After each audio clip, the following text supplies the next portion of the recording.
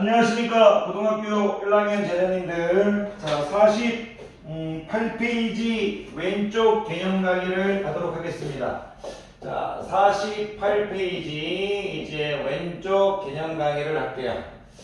그 제목을 보았더니 제한된 범위에서 이차 함수의 최대 최소예요. 이 부분도 이제 볼게요. 제한된 범위에서 이차 함수의 이제 최대 최소에 대해서 얘기하고 있어요. 제한된 범위에서 이차 함수의 최대 최소. 뭐 다른 건 없고요. 일단은 우리가 앞 페이지에 배웠던 이제 이차 함수의 최대 최소는 앞 페이지에서 배웠던 이 이차 함수의 최대 최소는 뭐 아래로 볼록하냐 위로 볼록하냐 여기에 초점을 맞췄었죠. 그런데 지금 제한된 범위에서 이차 함수의 최대 최소도 뭐 아래로 볼록한지 위로 볼록한지 이게 중요하긴 한데 여러분들이 먼저 이해해야 될 것은 무엇이냐면 이 제한된 범위란 말을 너무 어렵게 생각하지 말았으면 좋겠어요. 무슨 얘기냐면 그냥 이차 함수를 누군가 와서 잘라버리는 거예요. 잘라버리는 거. 이차 함수를 이렇게 뭐 잘라버리는 거. 이차 함수를 이렇게 잘라버린다. 그렇게 받아들여 주시면 돼요. 제한된 범위가 이차 함수를 이제 이차 함수를 자른다. 이렇게 생각해 주시면 돼요. 이차 함수를 자른다. 요 정도 생각해 주시면 고마워요. 아주 감사하죠. 그런데 이 제한된 범위에서 이차 함수의 최대 최소, 이차 함수를 자를 건데 이 자를 때 이 자르는 이 폭 있죠. 폭. 이게 바로 범위예요. 범위. 예를 들어 제가 여기를 뭐 알파라고 놓고 여기를 베타라고 놓으면 x는 알파보다 커 나갔고 베타보다 작아 나갔고 이렇게 자른다 이거예요. 선생님 여기를 알파라고 놓고 여기 베타라고 놓으면 여기를 또 x는 알파보다 커 나갔고 베타보다 작아 나갔대요. 이렇게 된다는 얘기예요. 그 제한된 범위, 이차 함수를 자르는데 자를 때 이 범위가 있다 이거예요. 이렇게 받아들이시면 돼요. 이차 함수를 자를 건데 자를 때 폭이 있다. 이제 자르는 범위가 있다. 이렇게 받아들여 주시면 돼요. 그러면 여러분들이 이 제한된 범위에서 이차 함수의 최대 최소를 이차 함수를 자른다는 내용을 알고 있을 거라고 생각하고 이제 이 내용은 좀 뺄게요. 그런데 자를 때, 자 이제 이차 함수를 자를 때 여러분들이 이제 조금 생각해 주어야 될 내용이 있어요. 무슨 내용이냐면 제가 이제 이차 함수를 예를 들어서 이렇게 일단 이제 한 4개 정도 이렇게 그려볼게요. 아래로 볼록한 거 2개, 위로 볼록한 거 2개를 그려볼게요. 그럼 제가 여기를 이제 선생님이 이제 꼭지점이니까 이제 P, Q라고 할게요. 이렇게. 여기도 P, Q라고 할게요. 여기도 P, Q라고 할게요. 여기도 P, Q라고 할게요. Y의 이름을 이제 선생님이 이제 Y는 AX-P의 제곱 플러스 Q라고 할게요. 여기도 Y는 AX-P의 제곱, 여기도 똑같이 할게요. 이렇게 뒤집어졌을 때 A가 음수겠죠. 그런데 지금 드리고 싶은 말씀이 뭐냐면 자를 때 여러분들이 이제 알아주셔야 될 건 뭐냐면 자를 때 두 가지 경우를 나눠서 생각해야 되는 거예요. 자를 때.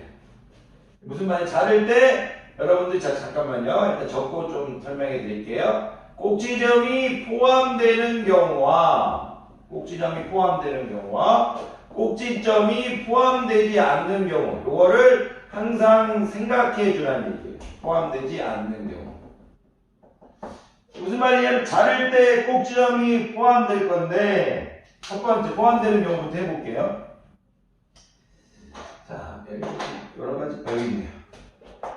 제가 이 x의 범위를 자를 건데 꼭지점이 포함된다고 했을 때 제가 이렇게 해서 이제 잘라볼게요. 여기는 선생님이 알파, 여기는 선생님이 이제 베타 이렇게 해볼게요. 그러면 이 자른 범위, 제한된 범위가 x는 이제 알파부터 베타까지인데 이 p가 알파와 이제 베타 사이에 있는 거죠. 이렇게 p가. 잠깐 일분체하고 순서를 좀 맞출게요. 일품제도 뭐 특별하게 뭐는 없네요. 그냥 뭐 선생님 설명대로 갈게요. 똑같은 것 같습니다. 책마다 조금씩 다른 게 있어서 순서가 약간씩. 그러면 이제 여러분들이 얘기해 주셔야 될 건 뭐냐면 이렇게 꼭지점이 제한된 범위에 이제 들어가 있을 때, 꼭지점이 잘랐을 때 포함되는 경우, 제한된 범위에 포함되는 경우는 제가 두 가지로 일단 그림을 그릴 수 있겠죠. 자, 아래로 볼록했을 때하고 위로 볼록했을 때. 자, 이거 좀 지워도 괜찮겠어요? 꼭지에 포함되는 경우부터 할 거니까 선생님이 요거를 잠깐 이렇게 위로도 일단 해드릴게요. 얘를 잠깐 요를 좀 가져오시죠. 이렇게 할게요. 네, 이렇게. 이게 더 이해가 여러분들이 쉬울 것 같아요. 그러면 제가 이제 여기가 이제 선생님이 이제 P라고 놓고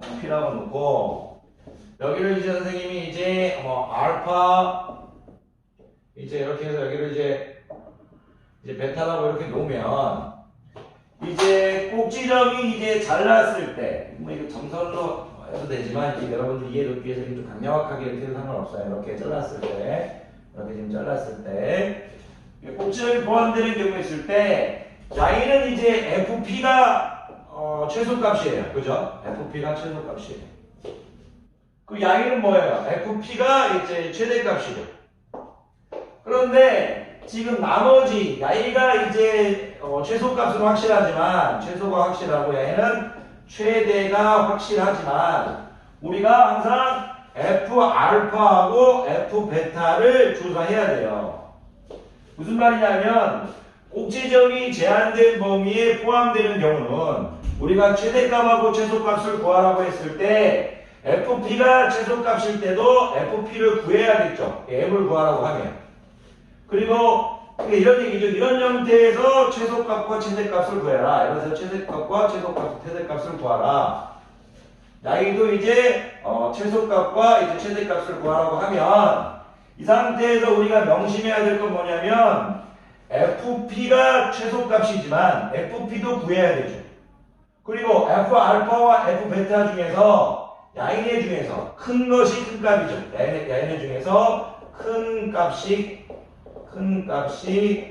이제 최대값이죠. 최대값이죠. 선생님이 그림을 알파 베타가 이제 커 보이게 그렸지만 만약에 선생님이 야인을 이렇게 여기 베타를 이렇게 가져오고 하면 이 f 알파가 최대값이 되는 거잖아요. 그러니까 이 최대값, 최소값을 구하라고 할 때 우리가 fp, f 알파, f 베타 다 구해야 된다는 얘기예요. 그러니까 이제 우리가 이제 꼭지점이 포함되어 있는 경우 최소값을 구하라고 하면 fp를 구하면 되겠죠. fp를 구하라고 하면 돼. 최대값을 구하라고 하면 f 알파, f 베타 중에서 큰 값을 선택해야 될 거라고요. 이 말은 무슨 말이냐면 최대값, 최소값을 구하라고 하면 세 개 다 구해야 된다는 얘기예요. 세 개 다 구해가지고 아래로 블록했을 때 야이가 최소지만 둘 중에 하나는 최대값이니까 세 개를 다 구해야 돼요. 다 구한 다음에 이제 비교해 봐야 됩니다. 왜냐하면 선생님이 그래프를 그렸기 때문에 야이가 지금 최소값인 건 알지만 그래프를 안 그렸다면 여러분들이 이 세 개를 다 이제 조사해서 값을 찾아야겠죠. 물론 대부분 그래프를 그릴 수 있게 출제는 하겠지만 무슨 얘기냐? 이제 꼭지점이 포함되어 있는 경우 따라해보세요. 꼭지점이 포함되어 있는 경우는 아래로 블록했을 때는 fp가 이제 최소값이지만 우리가 f 알파하고 f 베타 중에서 큰 값이 맥시멈이니까 우리가 야이 값도 구해보고 야이 값도 구해봐야 된다는 얘기예요. 그 얘기를 하고 있는 거예요. 괜찮겠어요? 근데 정확한 값을 구하려고 하면 구하라고 할 거니까 야이 다 구해야겠죠. fp가 뭘로 나왔는지 물어볼 거니까. 이게 역시도 꼭지점이 제한된 범위에 포함된 경우잖아요. 꼭지점이 제한된 범위에 포함된 경우니까 fp가 이제 맥시멈이지만 우리가 f 알파와 f 베타 중에 작은 값, 야인의 둘 중에서 뭐예요? 작은 값이 최소값이에요. 최소값. 작은 값이 최소값이에요. 그러니까 무슨 말이냐? f 알파가 최소인지 f 베타가 최소인지 구해봐야 된다고요. 그림으로는 선생님이 이 알파가 최소처럼 구했지만 모른다. 얘가 모른다. 어느 이게 최소이겠지. 그러니까 이제 세 개를 다 구하자 이거예요. 세 개. 그냥 꼭잘 어렵게 생각하지 마시고 꼭지점이 제한된 범위에 들어가 있는 경우는 우리가 F 알파, F 알파, FP, F 베타를 다 구해보자 이거예요. 꼭지점이 포함되어 있는 경우. 근데 아래로 볼록한 경우는 FP가 최소이고 F 알파나 F 베타 중에서 뭐 맥시멈이 나온다. 그리고 위로 볼록한 경우에서는 FP가 최대이고 F 알파나 F 베타에서 뭐가 나온다? 최소값이 나온다 이거예요. 그럼 꼭지점이 제한 범위에 포함되어 않는 경우, 그러니까 꼭지점이 포함되어 있지 않는 경우는 뭐다? 세 개를 조사할 필요가 없다는 얘기예요. 세 개가 아니라. 꼭지점이 이제 잘랐을 때 제한된 범위에 포함되지 않는 경우 무슨 말이냐면 제가 이제 이걸 또 이제 한 4개로 한번 이렇게 그릴까요? 만약에 이제 여기 선생님이 이제 여기 꼭지점이 이제 P죠. 여기 이제 꼭지점이 이제 P죠. 꼭지점이 이제 P죠. 여기 꼭지점이 P죠. 이렇게 하면 누군가 여러분들한테 이렇게 할 수 있잖아요. 이렇게 알파, 베타 이렇게 자를 수 있잖아요. 또는 이제 알파, 베타 이렇게 그래프를 자를 수 있잖아요. 함수는 여기만 보는 거죠 지금. 함수는 또 여기만 보는 거죠. 꼭지점이 포함되지 않는 경우. 이렇게 자를 수 있는 거잖아요. 알파, 베타에서 이렇게. 또 이렇게 이제 자를 수 있는 거잖아요. 여기가 이제 알파, 베타 이렇게 자를 수 있는 거잖아요. 그러면 이건 무슨 얘기냐면 이제 베타 P가 이제 베타보다 클 때죠. 이럴 때는 P가 베타보다 클 때, P가 베타보다 클 때, P가 베타보다 클 때. 그러면 이제 P가 베타보다 클 때니까 여기도 이제 P가 베타보다 클 때죠. P가 죄송합니다. P가 베타보다 클 때. 어딥니까? 이것도 P가 베타보다 클 때죠. P가 베타보다 클 때. 여기는 뭐예요? P가 알파보다 작을 때. P가 알파보다 작을 때. P가 알파보다 작을 때. 또는 이렇게 하면 되겠죠. 이런 식으로 돼 있을 때. 이런 식으로 돼 있을 때는 이제 꼭지점이 제한된 범위에 이제 포함되어 있지 않기 때문에 야이는 이제 이 FP라는 값이 의미가 없다는 얘기예요. 이런 상태에 있을 땐 FP의 값이 의미가 없어요. 그래서 여기서 이런 그림에서는 F 알파가 최대고 여기는 F 베타가 최소겠죠. 뭐 이런 그림일 땐 F 알파가 최소고 F 베타가 최대겠죠. A가 최소고 야이가 최대겠죠. 야이는 뭐야? 야이가 지금 F 베타가 최소고 F 알파가 지금 최대겠죠. 이렇게. 그리고 야이는 어떻게 될 거예요? 역시 F 알파가 최소고 F 베타가 이제 최대가 되겠죠. 이거 무슨 얘기를 하고 있느냐? 꼭지점이 자를 때, 이차함수를 자를 때 그 범위에 포함되지 않는다면 FP 값은 의미가 없고 F 알파, F 베타 중에서 큰 값이 맥시멈, 큰 값이 최대. 작은 값이 뭐예요? 작은 값이 최소란 얘기예요. 2개만 조사하면 된다는 얘기예요. 2개만.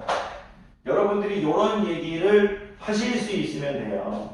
어렵게 생각하지 마시고 우리가 제한된 범위에서 2차 함수의 최대 최소라는 것은 어떤 거냐면 제한된 범위에서 2차 함수의 최대 최소. 이 제한된 범위라는 건 2차 함수를 자른다는 얘기인데 자를 때 그 자르는 범위에 꼭지점이 포함되어 있느냐 포함되어 있지 않느냐를 물어보는 거예요. 자르는 범위에 꼭지점이 포함되어 있다면 우리가 세 가지를 다 염두해야 돼요. 세 가지를 다 염두해야 돼요. 염두에 두어야 돼요. 하지만 꼭지점이 제한된 범위에 포함되어 있지 않다면 2가지만 유의하면 돼요. 이런 상태에서는 우리가 꼭지점이 알파와 베타 사이에 있다면 P가 알파와 베타 사이에 있다면 F 알파, FP, F 베타를 다 주의 깊게 봐야 되고 이런 상태였다면 F 알파와 F 베타, F 알파와 F 베타 요것만 유념하면 된다. 그런 내용을 이제 강의하고 있습니다. 특별하게 또 다른 내용들이 없어서 요 정도만 하면 될 것 같습니다. 좀 쉬었다가 선생님이 바로 문제 풀고 오프라인 수업 들어가도록 하겠습니다. 강의 끝나 고생 많으셨습니다.